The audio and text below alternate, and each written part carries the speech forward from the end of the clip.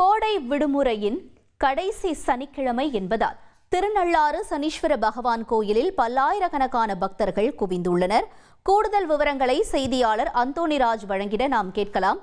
அந்தோணிராஜ், வணக்கம். தொடர்ந்து திருநள்ளாறு கோயில் இருக்கக்கூடிய சூழல் என்னவாக இருக்கிறது? பக்தர்கள் வருகை தொடர்பான தகவல்களையும் பகிர்ந்துக்கோங்க.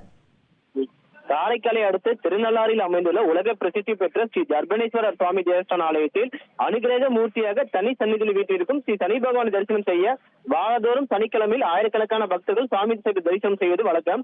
இதனைத் தொடர்ந்து பாத்தீங்கன்னா தமிழக புதுச்சேரி பள்ளிகள் தொடங்கும் நிலையில் விடுமுறை முடிவரும் நிலையான சனிக்கிழமையான இன்று சனீஸ்வர பகவானை வழிபட தமிழக பகுதியில் திருச்சி, கோயம்புத்தூர், மதுரை உள்ளிட்ட பகுதிகளில் இருந்தும் வெளி மாநிலத்திலிருந்து கேரளா, தெலுங்கானா உள்ளிட்ட பகுதிகளிலிருந்து பல்லாயிரக்கணக்கான பக்தர்கள் இன்று அதிகாலை முதல் குவிந்து வந்தனர். மேலும் ஸ்ரீ சனி பகவானுக்கு சிறப்பு அபிஷேகம் நடைபெற்று வெள்ளி கவச அலங்காரத்தில் மகா தீபாராதனை நடைபெற்றது. பக்தர்கள் வெள்ளி கவசத்தில் அருள்பாலித்து வருகிறார் ஸ்ரீ சனீஸ்வர பகவான். முன்னதாக பாத்தீங்கன்னா பக்தர்கள் நலத்தீர்த்த குளத்தில் புனித நீராடி பின்னர் கலித்தீர்த்த விநாயகரை வழிபட்டு சிதறை தேங்காய் உடைத்து 3 மணி நேரத்திற்கு மேலாக நீண்ட வரிசையில் காத்திருந்து தரிசனம் செய்து வருகின்றனர். சனி பகவான் உகந்த எல் தீபமேற்றி வழிபட்டனர். மேலும் வைகாசி பிரம்மோற்சவ விழா தற்போது நடைபெற்று வருகிறது.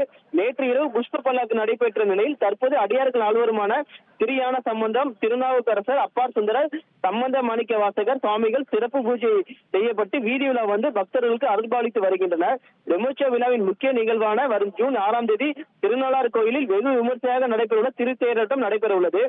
அதிக அளவிலான பக்தர்கள் இன்று வருகை தந்துள்ளதால் மாவட்ட எஸ்எஸ்பி லட்சுமி சௌஜன்யா தலைமையில் பாத்தீங்கன்னா 200க்கும் மேற்பட்ட போலீசார் பாதுகாப்பு பணியில் ஈடுபட்டுள்ளனர். தொடர்ந்து பக்தர்கள் வருகை இன்று அதிகரிப்பால் திருநள்ளாறு பகுதி முழுவதும் கடும் போக்குவரத்து பாதிப்பும் ஏற்பட்டுள்ளது. பக்தர்கள் அலைமோதி வருவதால் வெகு நாட்களுக்கு பிறகு திருவிழா கோலம் போல திருநள்ளாறு கோயில் காட்சி அளிக்கிறது.